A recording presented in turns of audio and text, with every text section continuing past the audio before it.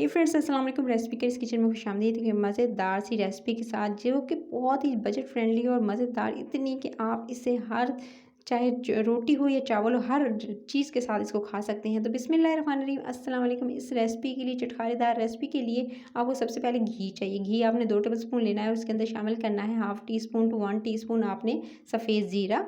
उसके बाद आपने राई दाना जो है वो इसके अंदर शामिल करना है हाफ़ टी स्पून, छोटा चाय का चम्मच जो होता है वो इसके अंदर शामिल कर देंगे। फिर आपने प्याज लेना है एक बड़े साइज़ का, उसको छोटा छोटा काट लीजिएगा। काटने के बाद इसके अंदर शामिल करके आपने इसको कुक करना है। अच्छा, जो प्याज है उसका कलर चेंज होने तक आपने इसका वेट करना है। हल्की आंच में, मैं प्याज हमेशा बताती हूँ कि हल्की आंच में कुक क्या करें ताकि जले भी नहीं और उसका पानी भी ड्राई हो और अच्छे से जो प्याज रह जाते हैं ना सालन के अंदर, वो नहीं रहेंगे। उसके बाद आपने क्या करना है, ये मूंग की दाल है। मूंग की दाल को मैंने आधा घंटा पहले भिगो के रख दिया था। धोने के बाद भिगो के रखी है साफ़ पानी के अंदर। और इसको भिगोने का मकसद यही है कि ये ज़्यादा जल्दी सॉफ्ट हो जाएगी, इंस्टेंट बन जाएगी और आपको टाइम भी ज़्यादा नहीं लगेगा, गलने में आसानी रहती है।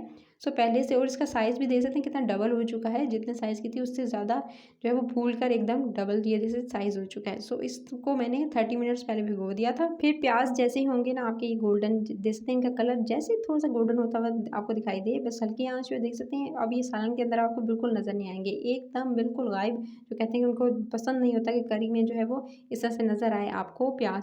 सो उसके लिए ये है कि हल्की आंच पे आप इसको क्या करें। फिर आपने इसके अंदर 1 टीस्पून भरकर अदरक और लहसुन का पेस्ट और 2 अदद हरी मिर्चों को काट कर आपने इसी के साथ जो है प्याज के साथ 1 से 2 मिनट भून लेना है।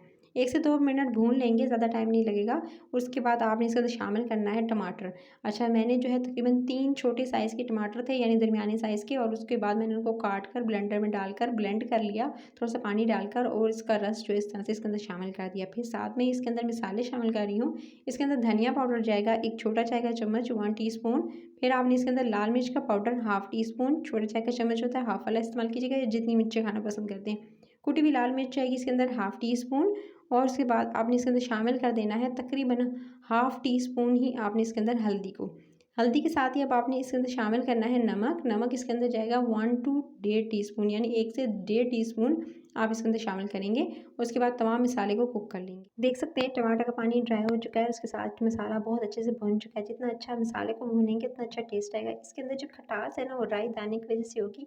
सो आपको जो एकदम चटखारेदार मज़ेदार सी ये दाल की रेसिपी मिलेगी। उसके बाद आपने इसके अंदर शामिल कर देना है भिगोई हुई, जैसे मसाला अच्छे से भुन जाए आपने इसके अंदर भिगोई हुई जो दाल थी वो इसके अंदर शामिल कर देंगे। उसके बाद आपने इसी दाल को थोड़े से पानी के साथ, जो मैंने भिगो के रखी हुई थी, वो मैंने अच्छे से इसी के साथ जो है वो थोड़ी सी इसकी भुनाई कर ली। तो 1 से 2 मिनट आप इसकी भुनाई कर लेंगे ताकि मसाले के साथ अच्छे से भुनी चाहिए दाल। सो आप बिल्कुल ऑथेंटिक मज़ेदार सी ये रेसिपी इतनी ज़ायकेदार होगी कि आप जो है हलीम का जायका भूल जाएँ, ऐसी चटखारेदार।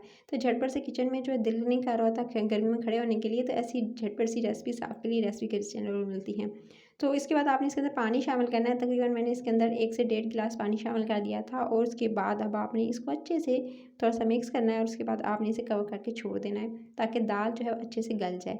अच्छा, ये देख सकते हैं दाल को पकते हुए काफ़ी टाइम हो चुका है, तकरीबन जो है 5 से 6 मिनट गुजर चुके थे और दाल काफ़ी हद तक सॉफ्ट हो चुकी है। इसको मज़ीद कुक करूँगी हल्की से दरमियानी आँच पे, लेकिन इससे पहले तड़का रेडी कर लेते हैं।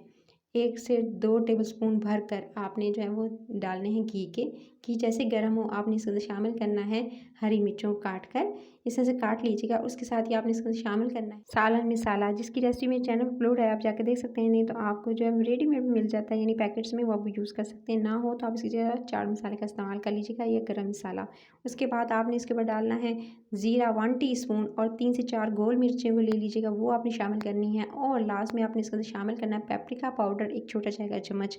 तो ये तमाम मसाले जो पहले नहीं डाले थे वो तड़के में आप शामिल करेंगे।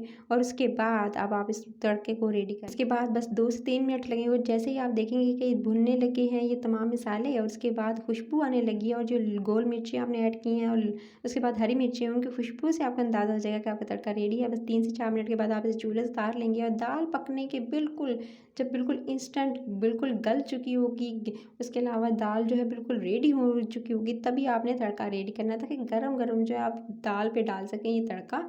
सो ये देख सकते हैं दाल परफेक्ट रेडी थी। अगर आप चाहते हैं तो इसे और गाढ़ा कर सकते हैं, लेकिन मेरे लिहाज से बेस्ट है क्योंकि आप इसे उबले चावलों के साथ सर्व करना चाहते हैं तो फिर तो ये दाल इतनी जो है वो बेस्ट है। इससे ज़्यादा जो है आप इसको गाढ़ा मत कीजिएगा। फिर ऊपर से डालेंगे गरम गरम तड़का। ये देख सकते हैं आपके सामने लगाया मैंने दाल का तड़का, और इसके बाद जी इसको अच्छे से मिक्स करके कवर करके छोड़ देंगे। थोड़ी देर के लिए तड़का लगाकर आप बंद करके यानी उस ढक्कन जो है वो छोड़ दिया करें और उसके बाद जो है ये इसकी मिक्सिंग मैं कर रही हूँ 2 से 3 मिनट के बाद और ये मज़ेदार सी खुशबू हर तरफ फैल गई है। क्या मज़ेदार सा तड़के की खुशबू, जब भी तड़का लगाया जाता है दाल को उसकी अलग सी ही खुशबू आती है, पूरे घर में महक उठता है घर जब आप तड़का इस तरह से लगाते हैं।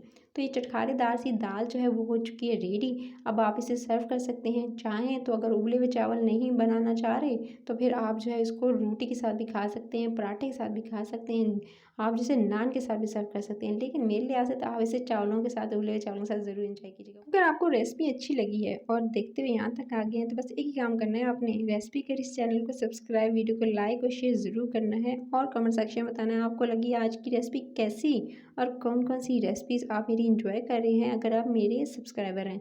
और इसके अलावा कौन कौन सी रेसिपीज़ आप देखना चाहते हैं स्पेशली ईद उल अज़हा से रिलेटेड। तो इंशाल्लाह बहुत जल्दी मज़े मज़े की रेसिपीज़ आपके साथ शेयर करूँगी। अपना ख्याल रखिएगा और सब्सक्राइब कर लीजिएगा। Take care.